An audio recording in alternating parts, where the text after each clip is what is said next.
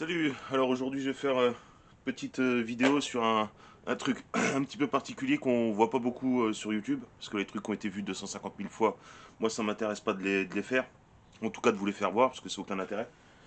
Bon, on passe tout de suite à l'action, hein. Voilà, moteur de Peugeot XP des années 90. Alors, il y en a quelques-uns qui ont fait des vidéos sur ce moteur-là. Moi, par pas de chance, il manque quand même quelques éléments qui fait que je vais être obligé de le rendre à la personne sans pouvoir le faire démarrer. Ça, c'est un truc que j'ai horreur. Mais bon, c'est pas grave. Le premier démarrage, c'est pas moi qui le fera. Ça changera de d'habitude. Ça va permettre de blablater un peu, hein. Ici, c'est comme chez MMA, hein. Beaucoup de tracas, beaucoup de blabla, peu de résultats. Donc, démonter un moteur, hein, je pense que tout le monde sait démonter un moulin. C'est juste que là, sur celui-là, bah, je vais faire un peu quelques petits relevés au niveau des diagrammes, voir le taux, voir un peu comment c'était foutu un peu ces moteurs-là à l'époque. Moi, je sais que j'en ai eu un en liquide. La plupart de ceux que vous verrez sur YouTube sont en liquide. Donc là, on se permettra de comparer un petit peu avec le R, voir un peu ce qu'il y a comme différence ou non. Donc voilà, ça c'est un moteur que moi j'ai eu à l'époque, début 2000. C'est un de ces moteurs-là, son petit frère qui était en liquide. Et j'avais essayé d'y foutre un kit 50. Kit 50 de mémoire, c'était un Bidalo, tout simplement. C'était pas le RR, hein, c'était celui à booster. Alors je sais pas si c'était le Junior, le Espoir, je sais pas. Tout ce que je sais, c'est que je l'avais enquillé dessus et le truc ne montait pas les côtes. C'était un four, ça avançait à 3 à l'heure, ça n'a jamais voulu rouler. J'ai tout essayé, j'y suis pas arrivé, ça m'a gonflé. À la fin, le moteur, je l'ai tronçonné en deux, comme ça, à la sauvage. J'ai mis un cache devant les pignons, j'avais bourré de la graisse dans les pignons. J'avais foutu mon sien de piston sur un moteur de 103, tout ce qu'il y a de plus normal. Le truc tendu à mort pour que ça hurle et ça prenait des tours. Et là, franchement, la bécane est bombardée. Enfin, pour l'époque, avec mon poids qui était misérable à l'époque dessus, le truc, franchement, il marchait vachement bien. Mais j'ai vu sur. Il y a un groupe qui s'occupe de ces machines. Et j'ai vu pas mal de gens qui se sont cassés les dents en essayant de mettre des 50 cc dessus. Des liquides aussi, j'ai regardé. Il n'y a pas non plus que sur Facebook. Il y a aussi sur plein de forums, des forums un peu obscurs qui datent de Yabadingue. Et où beaucoup de gens, j'ai vu, qui ont essayé de mettre des kits 50, comprenaient pas pourquoi la bécane ne montait pas les côtes. Donc visiblement, je suis pas le seul à avoir eu le problème. Si vous aussi, vous avez essayé de mettre un kit 50 sur ce moteur-là et que vous n'avez pas réussi à le faire fonctionner, dites-le moi dans les commentaires. Juste que je voie pour recenser un peu le nombre de personnes qui se sont cassées les dents en essayant de faire ça. Et si vous êtes arrivé à le faire marcher, dites-le aussi. Ça pourrait être intéressant de savoir comment vous avez fait pour réussir à faire fonctionner un kit 50 là-dessus. Alors les 70 fonctionnent tous, à peu près. Enfin, j'en ai pas vu un qui se plaignait que son kit 70 ne fonctionnait pas. J'ai même vu des pauvres AirSal qui doivent chauffer la mort là-dessus. Fonctionnaient très bien. Des pauvres AirSal T6, hein, même des T3 hein, qui fonctionnaient très très bien. Mais en 50 cc, j'ai jamais vu un cylindre en 50 cc fonctionner correctement là-dessus. Voilà. Même avec les varios allégés à fond, enfin, je sais qu'il y en a plusieurs qui sont bien cassés les dents là-dessus. Alors, ce moteur-là, on me l'a amené parce que bah, la personne n'a pas vraiment beaucoup de temps pour pouvoir s'en occuper. Voilà, bon, ça, hop, c'est du segment. Les segments que la personne a acheté, c'est pas très très bon parce que il y en a un qui a un revêtement dessus et le revêtement, je ne sais pas s'il va être compatible avec le revêtement du cylindre. Donc moi je vais y mettre des segments acier noirs tels qu'on les achète, tels qu'on pouvait les acheter à l'époque. Donc voilà, je vais y changer son segment, je vais remettre vraiment du segment typé origine Peugeot que je suis sûr qu'il passe dedans. Donc bah voilà, hein, moi je vais passer au démontage. Alors bon, le volant magnétique, la personne m'a dit qu'il avait pris un pet. Donc c'est con, j'aurais voulu le contrôler autour, mais je me suis fait un outil conique pour le prendre. Mais ça, par pas de chance, de ce que j'ai vu, j'ai bien l'impression que c'est un gros cône, donc je pourrais pas le contrôler autour. Ça, faudra le monter sur le moteur et foutre un comparateur dessus pour voir si ça fonctionne. Les clapets, bon bah, j'ai envie de dire, là, les clapets de 10 clapets de 12, en vérité, c'est pas des clapets de 12, mais je sais pas si la personne voudra les laisser ou si on y mettra du clapet plus gros. Moi, là, ça là-dessus, là, moi je serais pour y foutre directement de l'Athéna. Ça coûte un peu plus cher. Ça coûte 20 balles la boîte à clapet, mais au moins, on est sûr, c'est du fiable en plus, et ça pourra respirer que mieux que cette daube. Donc bah voilà, hein, alors ce cylindre-là, je vais revenir un peu dessus parce que il y a eu un cylindre liquide. Alors voilà, c'est chiant les cylindres à faire voir à la caméra. Voilà, je vais essayer peut-être dans l'autre sens, des fois que... Voilà, c'est un cylindre avec deux espèces de transferts graisseurs arrière qui à la base étaient sortis sur les cylindres liquides.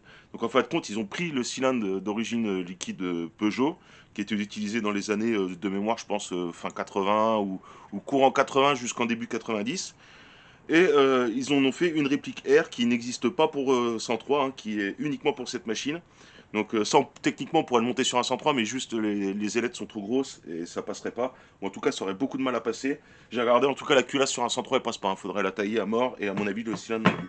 C'est con parce que ça passerait sur un 103, ça ce serait super intéressant de pouvoir monter ça sur des 103. Parce que ça on pourrait y faire une prépa Jackie à la sauvage en remontant les diagrammes comme un enculé. Et du coup ça ferait un moteur qui refroidirait super bien quoi. Et c'est con, bon bah ça passe pas. Donc voilà, donc c'est un cylindre qui est sorti que pour ça, hein. C'est le même que le liquide, mais en R. Donc bah voilà, je veux pas trop grand chose à redire là-dessus. Alors, ce moteur-là, le propriétaire m'a dit que à l'intérieur, ça sentait la salade de pignon. Donc je prie pour que quand je vais démonter, il n'y ait pas une salade de pignon à l'intérieur, parce que ce serait chiant. Et ce qui me ferait le plus chier, c'est au niveau des roulements. Alors, je sais pas s'il y en a un qui, si parmi vous, il y en a qui connaissent mieux que moi ces moteurs. Moi, c'est la première fois que j'en démonte un, hein. Moi, je vous ai dit, hein, le dernier coup, moi, le mien, je l'avais tronçonné. Donc, voilà, après, un moteur, c'est un moteur, hein. Mais si quelqu'un a la référence des roulements, parce que moi, je suis allé voir le petit concessionnaire du coin, il m'a regardé avec les yeux d'une poule qui a répondu à un couteau. Donc, visiblement, ça y parlait pas beaucoup. Et donc, voilà, apparemment, il manque quand même les bouchons de remplissage. Il manque quand même pas mal là-dessus, hein. Il en manque beaucoup.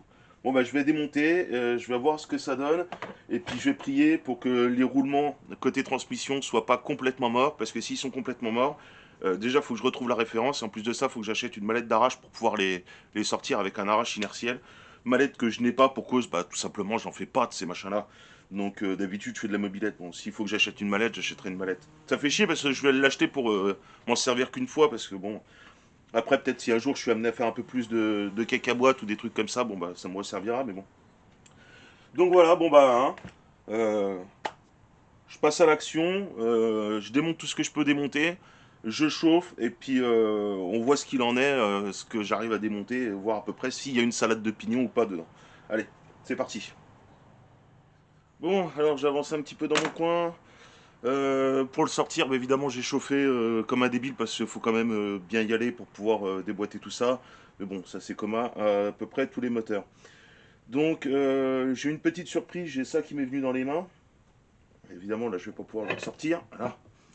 Voilà, quand j'ai sorti l'écartère, j'ai trouvé ce petit bout de caoutchouc et j'ai mis un moment à comprendre. En fait, il vient juste ici. Tac. Voilà. Donc ça, je le remets à sa place.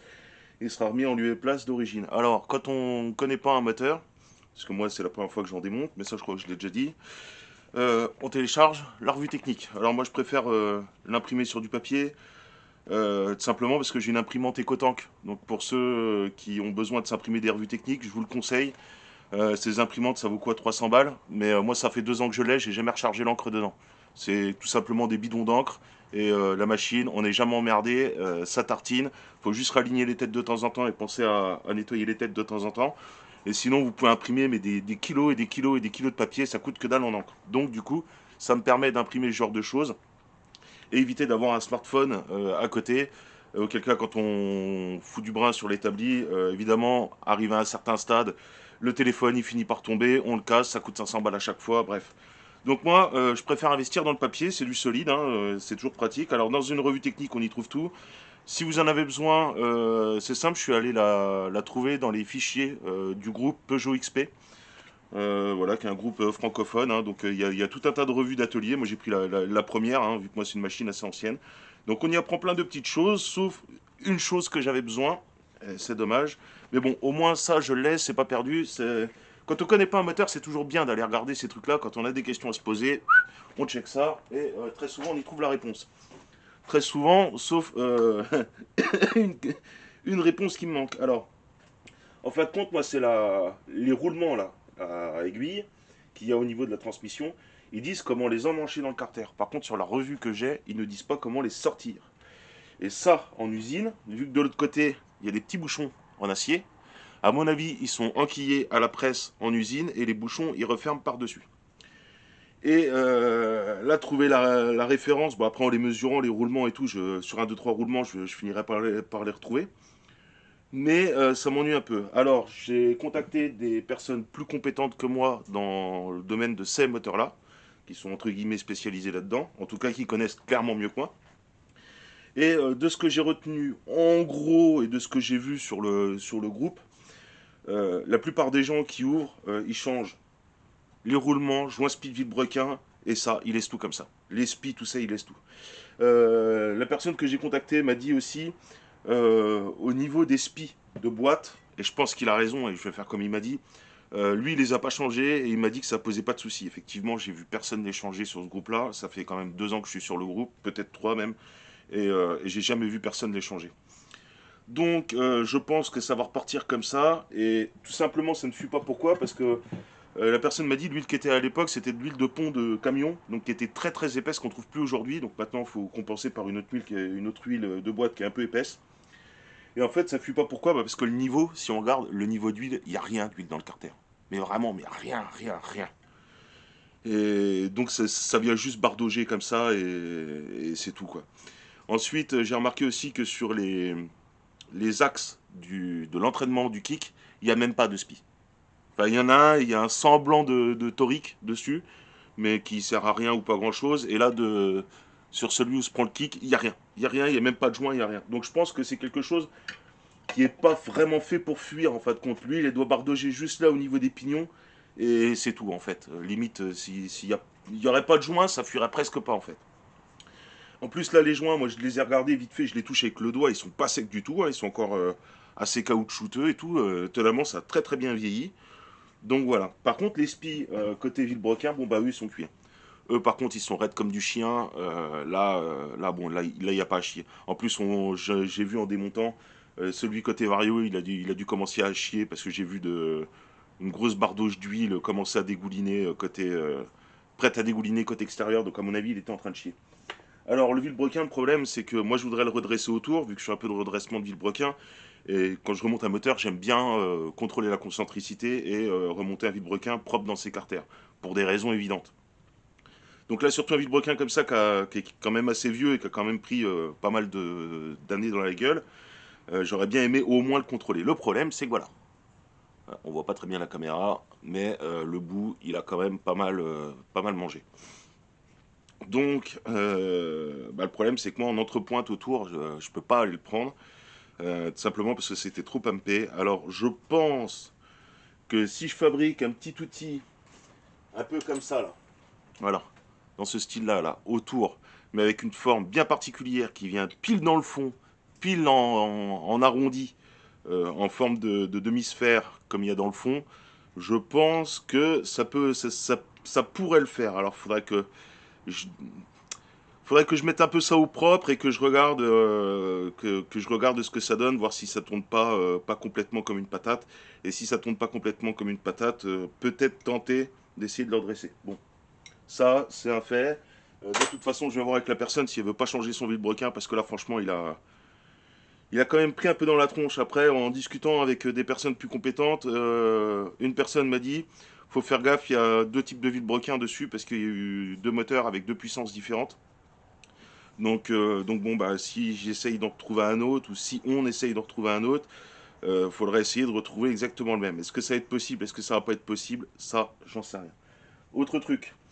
Alors, les roulements, là-dessus, c'est des roulements de 103. Hein. C'est juste qu'au lieu d'avoir un petit et un gros comme sur les 103, bah, en fait, c'est 2 gros roulements. Je pense qu'ils ne se sont pas fait chier là-dessus. Et puis aussi parce que il y a le système de kick et tout d'un côté. Donc, ils se sont dit, on va mettre 2 gros roulements.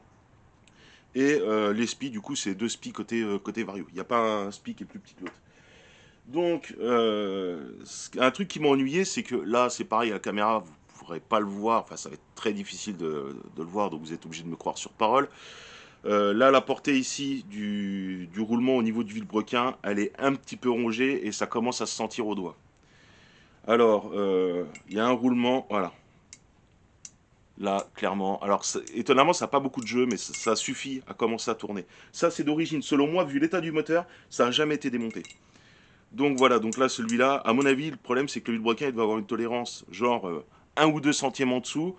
Le roulement il devait avoir une tolérance à peine assez serrée et toutes les tolérances cumulées ont fait que ça a commencé à faire chier. Par contre, quand je prends celui qui était de l'autre côté et que je l'emmanche dessus, lui, il a l'air de bien vouloir gripper. Là, je peux pas l'emmancher plus que ça. Donc je vais essayer de l'emmancher plus loin avec un tube, voir si ça a du jeu ou pas. Et je vais regarder en achetant des roulements, en contrôlant les jeux et tout. Je vais remettre exactement les mêmes. Bon, bah c'était du SKF dessus. Voilà, je vais essayer de retrouver du C3 SKF. Donc je vais essayer d'y remettre ceux d'origine et voir un peu ce que ça donne. C'était quoi l'autre? En espérant que ce soit le même, je suppose que oui quand même, faut pas déconner. SKF C3, bon bah voilà, hein. C'est comme ça, c'est comme ça. Alors, au démontage, j'ai vu que la contre-poulie, elle est quand même dans un état... elle est bouffée quoi. Franchement, elle est bouffée. Le correcteur de couple, il est bouffé. Alors, bon bah ça, il n'y a pas 106 possibilités. Je vais y aller tout simplement avec ceci. Hop. Ça, brosse métallique rotative, je l'emmanche dans la perceuse à colonne, je fais tourner et je vais tout simplement passer un coup là-dedans pour enlever un peu le plus gros de rouille, sans trop assister, hein. De toute façon ça sert à rien d'insister, je pourrais jamais l'avoir au propre complètement. Et il est hors de question que je m'emmerde à tout démonter ça, je sais pas comment ça va être emmanchable. Je préfère simplement mettre un coup de propre, en plus ça c'est pas une pièce qui est supposée tomber en panne. Tout le plastique, tout ça c'est bon, donc voilà, je veux pas faire le con avec ça. Je vais juste bien la nettoyer, bien enlever la couche de rouille qu'il y a dessus, et ça ira très bien. Ensuite, là je mets les gants parce que c'est dégueulasse, et que j'aime pas trop me pourrir les mains. Alors, côté variateur, franchement ces variateurs-là, c'est con sur les 103 à l'époque qu'ils n'aient pas pensé de faire une boîte à kick comme sur les 51, d'y foutre ce variateur-là, et de foutre un cylindre piston comme sur les Peugeot XP avec les grosses ailettes là. Putain, ça aurait été top. Ils auraient mis ça sur les 103. Je veux dire, le truc full d'origine, on y mettait les diagrammes qu'allaient bien. Le truc, il braisait la mort, on n'était pas emmerdé avec les embrayages. Franchement, ça aurait été top. C'est con qu'ils aient pas fait ça chez Peugeot. Mais bon, c'est comme ça. Donc voilà, donc bon bah, ça c'est un embrayage du XP classique, hein. Alors le défaut, c'est que celui-là, sur les 3 mâchoires, j'en ai une, c'est pareil, c'est difficile à faire voir, mais vous me croirez sur parole, où il reste vraiment pas beaucoup de matière dessus. Donc ça m'ennuie un petit peu, pareil, ça je vais essayer de contacter des personnes plus compétentes que moi dans le domaine de la réfection de ces trucs-là. Contacter le propriétaire, est-ce qu'il veut le refaire faire ou pas. Moi je pense que ce serait bien parce que là le truc il refera pas 10 000 km, c'est pas possible. Là on arrive, je sais pas, il doit rester 1 à 2 mm de matière, donc ça fera pas la vie de la bécane, c'est pas possible. Donc je vais voir avec des gens qui savent refaire faire ça, combien ça coûterait de le faire refaire. Ensuite, là, il y a encore un autre truc. Et ça, à mon avis, c'est pas d'aujourd'hui que c'est comme ça. Voilà. Voilà. Donc ça, c'était comme ça, moi, quand je l'ai eu, hein. Alors apparemment, ça a déjà tenté d'être démonté. Ça, parce que je pense que c'est pas d'origine. Donc ça a déjà tenté d'être démonté et c'était mal remonté. Je pense que la personne a dû vouloir essayer soit de le débrider, soit d'y modifier les poids. Ah, puis évidemment, c'est... Ah bah oui, c'est grippé, hein. Ah oui, évidemment. Ce serait trop bien. Non, je vais pas pouvoir. Bon, bah c'est pas grave, ça. Je le démonterai hors cam si c'est vraiment grippé. Ah, ah s'il vient, mais... Ah, puis j'ai pas envie d'y foutre une tonne de dégrippants là-dedans pour des prunes. Ah, si, allez, on va y mettre un peu de dégrippant. Ah. Ah, ça vient pas mieux. Bon. Ah, allez. Bon, alors, de ce que je vois, les maslottes sont encore celles d'origine. Elles n'ont pas été touchées. Ni touchées, ni débridées. Donc, le variateur. Bon, la courroie avait l'air de monter quasiment tout en haut. Donc je pense que même débridé, là, ça y changera pas grand chose, hein. Ça va peut-être monter d'un millimètre de plus, mais bon, les butées n'ont pas été limées. Donc voilà, bon bah ça je démontrerai tout ça hors cam et je vais essayer de comprendre pourquoi ça brinle-balle de tous les côtés. Donc bah voilà, je vais m'arrêter là au niveau du démontage parce que sinon ça va faire des épisodes beaucoup trop longs et je sais que j'ai l'habitude de m'étaler. Des fois je fais les vidéos les plus longues, je crois qu'elles doivent faire presque 1 heure. Donc je vais raccourcir un peu, ça sert à rien de blablater là-dessus. Donc dans la prochaine vidéo, je vais faire un montage à blanc de ce moteur-là, c'est-à-dire avec des faux roulements, tout le bordel. Faire des tests de montage de boîte à kick et tout, voir si tout est bien et correct grâce à ceci. Donc je vais tout remonter ça à blanc. Je vais monter le cylindre piston culasse. Je vais regarder les diagrammes et le rapport volumétrique pour voir un peu comment c'est. Voir est-ce que j'y mets un joint d'embase de daube type comme ça, là, c'est-à-dire un 0,25, un truc comme ça, l'histoire de leur tasser un peu pour gagner du couple. Ou est-ce que j'y mets un joint d'embase type Flexil 240, c'est-à-dire là-dedans. Voilà. Voilà. Est-ce que j'y fais un joint d'embase là-dedans en 1 mm d'épaisseur qui sera un petit peu plus raide. Bon là ma découpe laser elle est en carafe pour l'instant. Mais bon je le ferai à la petite elle va réussir à l'avaler je pense ce truc là. Et un joint un petit peu plus épais et la culasse j'ai vu qu'elle était très légèrement vrillée. C'est-à-dire que hop, quand on la fout sur un marbre, là elle est très légèrement... on sent que ça clac clac clac clac quand on la met sur un marbre et il y a un petit trait de lumière qui passe en dessous. Alors c'est pas grand chose et de toute façon avec un joint de culasse d'origine ça compensera sans problème. Mais voilà, je sais pas si je me tâte à refaire un surfaçage directement autour pour que ce soit propre de chez propre. Resurfacer, je sais pas, je vais y enlever genre un bon 0,8 dans la gueule. Voilà, resurfacer à 0,8 de moins. Et avec mon joint qui d'origine Peugeot, là-dessus, les joints devaient faire autour de 0,40, 0,50 d'épaisseur de mémoire. Donc voilà, et recompenser ce que j'ai rajouté à l'embase, recompenser en retaillant un peu la culasse, ce qui permettrait, au détriment du couple, de gagner un tout petit peu de vitesse de pointe. Alors la personne, elle va le garder en, elle essaye, enfin, elle voudrait le garder en mode full d'origine, mais je pense que le pot d'origine, elle risque pas de le garder longtemps parce que voilà, s'il est vraiment pourri de calamine et tout, ça va être. Moi, franchement, je conseille à cette personne d'aller mettre un pot de détente de 51. C'est déjà que ça se traîne la bite à mort ces engins-là, donc voilà.